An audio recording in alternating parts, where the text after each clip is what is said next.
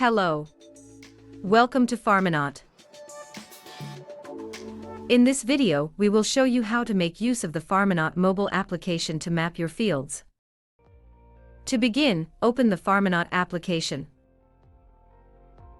Log in using either your mail ID or phone number. Once the home page appears, go to My Fields tab. Then the app will allow you to map the area of the field, where you can select the boundaries of your field that is to be mapped.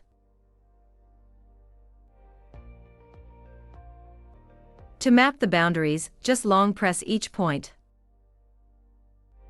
If you want to remove any points, click on the Remove Last or Remove All option at the top of the screen.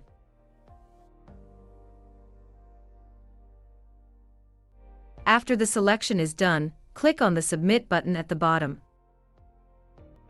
Then you will be taken to a page of the available plans, considering the total area of your field, number of months you need the services, and finally the price associated with it.